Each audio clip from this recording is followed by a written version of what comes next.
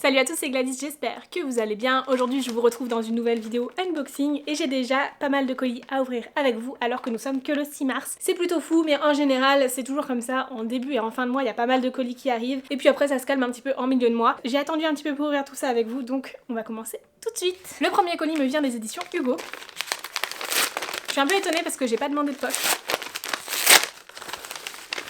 Ah oui! Il s'agit de l'édition poche de la Reine des Ombres de Tricia Levenseller avec un marque-page assorti à La Fille du Roi Pirate, donc de la même autrice. Alors, je ne m'attendais pas à le recevoir, je ne savais pas qu'on allait aussi recevoir les éditions poche en tant que partenaire Stardust. Il faut savoir que j'ai eu déjà accès au catalogue Stardust l'année dernière en tant que partenaire Hugo New Romance, comme c'était le lancement de cette collection, et donc j'avais déjà reçu ce livre en grand format. Je l'ai déjà lu, c'est un livre que je n'ai pas forcément énormément apprécié, enfin c'était une lecture moyenne, mais que je n'ai pas gardé dans ma bibliothèque parce que je ne voyais pas l'intérêt de garder un livre que je ne pensais pas relire. Donc je suis plutôt déçue d'avoir reçu ce livre là, je trouve que c'est un petit peu du gaspillage. C'est vrai que ce partenariat Stardust, il est cool, mais c'est pas celui dont je préfère le principe parce qu'on reçoit vraiment tous les livres du catalogue sans qu'on nous demande notre avis et du coup si on se tient pas au courant de ce qui va sortir et tout, on ne sait même pas ce que l'on va recevoir et ça je trouve ça vraiment dommage parce que ça nous incite vraiment à tout recevoir, à tout lire, à parler de tous les livres alors que on ne les choisit pas et c'est vraiment dommage parce qu'on risque aussi parfois de parler vraiment très négativement d'un livre juste parce qu'il ne nous correspond pas. Personnellement c'est pas vraiment le type de partenariat que je préfère, j'avais très mal compris les choses quand j'ai postulé, je regrette un petit peu mais en même temps j'aime énormément certains titres de cette collection donc je suis bien contente de pouvoir aussi continuer à en découvrir d'autres, mais c'est vrai que La Reine des Ombres ça n'a pas été la lecture transcendante pour moi malheureusement. J'en attends beaucoup plus de La Fille du Roi Pirate parce que c'est vrai que c'est une saga et à partir du moment où il y a plusieurs tomes, je me dis que l'univers sera un peu plus développé parce que c'est ce que je reprochais à La Reine des Ombres, c'était pas assez développé. Je pense quand même que c'est une romantaisie qui peut être cool si vous commencez vraiment dans le genre, si vous lisez beaucoup de young adultes et que vous cherchez pas forcément des lectures hyper développées, bref que vous n'avez pas l'habitude de lire de la fantasy adulte pour le coup, mais personnellement j'ai trouvé que voilà, ça manquait un petit peu d'approfondissement autour de l'univers, autour des personnages, il y avait tellement de choses qui auraient pu être creusées et c'est dommage parce que c'était hyper prometteur. Bref, je suis plutôt déçue parce que je trouve que ça fait un petit peu de la surconsommation de recevoir ce livre-là en plus alors que je ne l'ai pas du tout demandé et qu'il s'agit d'une réédition poche que j'avais déjà reçu le grand format l'année dernière. Bref, voilà. C'est mon petit coup de gueule. Ensuite, j'ai reçu un colis des éditions Bookmark, enfin c'est une commande que j'ai passée moi-même sur le site de Bookmark. Pourquoi j'ai commandé sur le site de Bookmark directement? Parce que je voulais déjà trop ces livres-là. Habituellement, j'achète tous les livres que j'achète directement en librairie parce que je reçois déjà tellement de choses et ça fait tellement de livres qui transitent par la poste que je me dis que moi-même de mon côté, je peux faire au moins l'effort d'aller en librairie. Sauf que les livres Bookmark sont pas toujours disponibles en librairie. Ceux-là étaient disponibles il y a quelques mois et n'y sont plus. Mais là, je suis passée par le site des éditions Bookmark parce que déjà, ils récupèrent leur part libraire sur les livres, donc c'est aussi soutenir une petite maison d'édition, parce que c'est pas non plus une très grosse maison d'édition, et en même temps, eh bien, on a cette possibilité d'avoir l'e-book en même temps que le livre papier, donc ça c'est cool, au moment où on passe notre commande, on peut télécharger l'e-book. Donc j'ai fait ça pour pouvoir avoir l'e-book et commencer mes lectures, parce que je voulais vraiment trop lire ces livres-là. J'ai même un marque-page avec. Alors premièrement j'ai reçu en goodies 2 marque-pages de livres que je ne connais pas. Et ensuite je me suis acheté les tomes 2 et 3 de Ivy Wild. Alors le tome 2 je l'ai écouté en livre audio sur Nextory, mais j'avais trop envie de pouvoir lire le tome 3 qui n'est pas encore disponible en livre audio et donc de pouvoir continuer et terminer cette saga que j'aime terriblement. Vraiment c'est trop drôle, c'est super chouette, c'est très prenant et à chaque fois il y en a des enquêtes qui sont vraiment super bien menées, qui prennent un petit peu leur temps et qui sont pas forcément évidentes du premier coup. Et on a cette petite romance qui reste en arrière-plan, qui est pas vraiment au centre de l'histoire. Bref, j'aime énormément Ivy Wild et j'avais trop envie de pouvoir continuer cette saga. Donc voilà, je me suis pris les tomes 2 et 3 pour compléter ma collection et pouvoir terminer cette saga avec le tome 3 que je n'ai pas encore lu, mais le tome 2 était aussi bon que le premier. Ensuite, j'ai reçu un colis des éditions Pocket Jeunesse.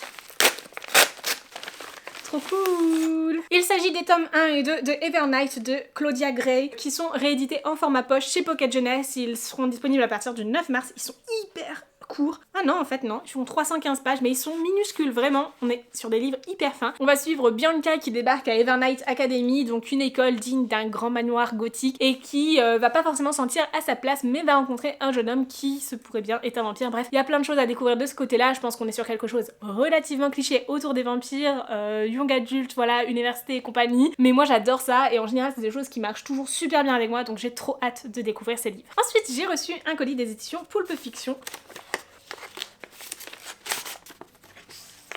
Il s'agit de Enquête de haute voltige de Anne-Marie Desplat-Duc et de Maxime Fontaine, qui est une histoire d'enquête pleine de suspense et d'aventure dans laquelle apparemment le lecteur découvre les choses au fur et à mesure de l'enquête. Et on est sur un roman jeunesse conseillé de 8 à 12 ans, donc à voir ce que ça donnera. J'aime énormément les livres de chez Pulp Fiction. Ils sont toujours avec quelques illustrations, une écriture hyper aérée franchement, mais c'est parfait pour les enfants. Et en général c'est des livres vraiment super chouettes, donc j'ai trop hâte de le découvrir. Il est dédicacé par les auteurs, donc vraiment trop mignon, merci beaucoup. J'ai trop hâte de découvrir cette histoire qui a l'air vraiment super chouette. Ici on va y suivre les jumeaux Alphabet et Zina qui sont des habitués du club d'aviation de Muros, où sont organisés des cours de pilotage et de démonstration de voltige. Lorsque l'avion de leur ami Thiago, le meilleur pilote du club, s'écrase en plein spectacle, ils ne peuvent s'empêcher de s'interroger. S'agit-il d'un accident ou d'un sabotage?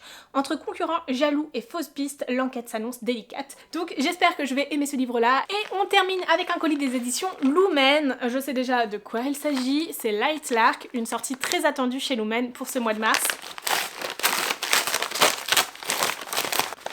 On commence avec le communiqué de presse. Comme toujours chez Lumen pour les grosses sorties, il est magnifique. Ils font toujours un travail de ouf pour ces grosses sorties à chaque fois. On a donc le résumé, la petite phrase de garde, la présentation des deux types de livres avec le brochet et le collector. Pour ma part, j'ai le brochet. On m'a pas proposé le collector en service de presse, hein. J'ai pas assez d'abonnés, faut pas croire. Pour le coup, je crois que je préfère le brochet en fait. Le collector est vraiment magnifique. Il y a un travail de fou qui est fait dessus, mais je trouve qu'il est un peu trop monotone, alors que le brochet a plein de couleurs, voilà, il est vif et tout, et du coup je crois que je préfère le brochet finalement. C'est étonnant, le premier point fort c'est quand même autrice star, avec plus d'1 million d'abonnés sur TikTok et 150 millions de vues sur ses vidéos. Et ensuite on nous dit que c'est un ouvrage numéro 1 des listes de best-sellers du New York Times, du Wall Street Journal et de Plus belle Cher Weekly. Ok, les droits de la saga ont été acquis par Universal et les producteurs de Twilight, à voir s'il y aura une adaptation, et il est vendu dans plus de 30 pays. Avec ceci j'ai un petit bracelet.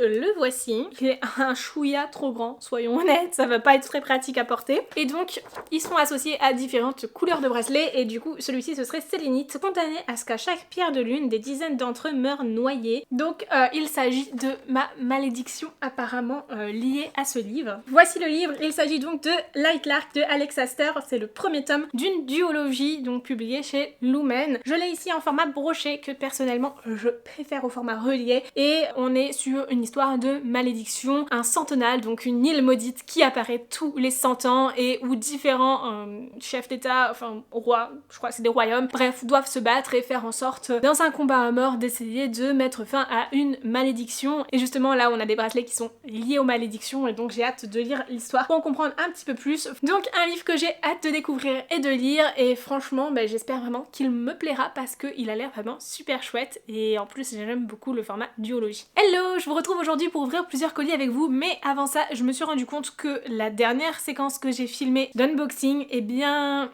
je l'ai supprimée par erreur de ma carte SD et impossible de la récupérer parce qu'entre temps j'ai refilmé des vidéos, donc ça a réécrit sur la partition. Bref, je suis un boulet, donc je vais vous présenter quand même rapidement les quelques livres que j'avais reçus cette fois-là. Il y avait tout d'abord le tome 3 de Palisade Park de Majoria Cassis, publié chez Hugo New Roman. Également Last Resort de Kay Bromberg, donc le premier tome de la saga Sin Series, publié également chez Hugo New Roman. Et le tome 2 de Only Lies, donc No More Lies de Jan Pierce, publié également chez Hugo New Roman. Voilà donc pour ces 3 livres que j'avais finalement ouverts avec vous dans le vent. Je vous en parlerai un petit peu plus en détail dans mon book haul qui arrivera très prochainement sur la chaîne, et également un petit peu plus tard dans mes updates lecture, donc soit mon bilan lecture ou soit sur Instagram quand j'aurai lu ces livres. Pour l'instant je n'ai même pas commencé les sagas, donc c'est pour dire ça va pas arriver tout de suite. Toutefois j'ai 2 colis à ouvrir avec vous aujourd'hui, donc on va commencer tout de suite. Le premier colis nous vient des éditions Lumen et je pense savoir de quoi il s'agit. En fait je sais de quoi il s'agit parce que je me suis complètement fait spoiler sur Instagram. Franchement les gens qui ouvrent leur colis en story, ça m'énerve parce que je reçois les mêmes services de presse et du coup je me fais spoiler tous les goodies. Mais c'est pas grave, c'est pas grave, c'est pas grave, je sais ce qu'il y a dedans et c'est juste magnifique. Alors, il s'agit du coup du roman A Kissed Sarah Wheeler de Casey McQuiston, donc le prochain roman de l'autrice à retrouver du coup chez Lumen. Il sort courant avril je crois, donc je l'ai reçu un petit peu en avance. Il faut savoir que j'ai eu un coup de cœur pour My Dear Franklin Prince et j'ai vachement bien aimé One Last Stop. Du coup, j'espère vraiment adorer celui-ci. Il faut savoir que c'est un roman qui reprend les codes de la romance et plus généralement des histoires lycéennes américaines, et on va y trouver du coup ici une homo-romance entre 2 femmes. Donc j'ai trop hâte de voir cette romance lesbienne et de la découvrir, et puis au-delà de ça, de plonger un petit peu dans ce roman qui apparemment sera plein d'humour aussi. Et pour aller avec ceci, on a tout un lot d'enveloppes. Donc premièrement, on a une très grande enveloppe comme ça avec des petits baisers de rouge à lèvres. Et dedans, on a notre communiqué de presse du coup. C'est clairement trop mignon de le présenter comme ça. On est sur une forme de carnet spirale. Franchement, je trouve ça trop chouette d'avoir des pages de carnet comme ça. Ça reprend vraiment le contexte de lycée et tout ça. Et franchement, ouais, ça a l'air trop chouette. Donc c'est un one shot, je vous l'ai pas dit. Et en plus de la romance, on est également sur une enquête, un mystère à résoudre, puisque Chloé va devoir retrouver Sarah Weber, la fille qu'elle a embrassée et qui a subitement disparu. On a également plusieurs petites cartes avec un pattern trop mignon de petites fleurs. Franchement, j'adore ces enveloppes. Et dedans, on a du coup des citations du roman. Franchement, je trouve ça trop chouette. Le colis suivant, c'est une BD.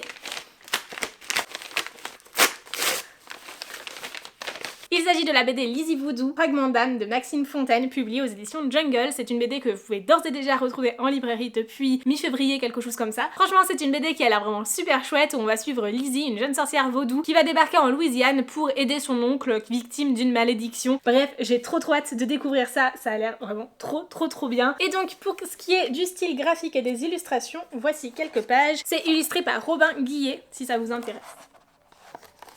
Franchement, je trouve ça vraiment super beau, j'ai trop hâte de la lire et de découvrir l'histoire de Lizzie. Hello, je vous retrouve aujourd'hui pour ouvrir un colis qui vient de chez Gallimard Jeunesse. Il s'agit du tout nouveau roman de Christelle Dabos. Je suis trop contente de l'avoir reçu, j'ai trop hâte de l'ouvrir avec vous. Je n'ai jamais lu de livre de cette autrice, mais vous la connaissez sûrement pour sa saga phare, La Passe Miroir. Bref, on va regarder ça ensemble. Alors tout d'abord, on a un dépliant comme ceci avec une interview de l'autrice dedans. Franchement, c'est trop chouette pour en apprendre un petit peu plus sur les auteurs. C'est assez rare finalement que je lise des interviews sur les auteurs et je trouve ça vraiment toujours hyper intéressant, donc je devrais le faire plus souvent. Et ensuite, on a le roman ici et seulement ici à retrouver le 13 avril du coup chez Gallimard Jeunesse. Le résumé est le suivant. Par-dessus la peinture, le plâtre et le ciment, à l'intérieur des murs, au fond de l'invisible, je perçois quelque chose que je n'arrive pas encore à nommer. Quelque chose de foutrement féroce qui habite le bâtiment tout entier et qui ne me rentre dans les os, qui fera bientôt partie de moi. Ici ne ressemble à nulle part. Ici n'obéit qu'à ses propres règles. Ici, il y a des bas, des hauts, des pairs et des impairs.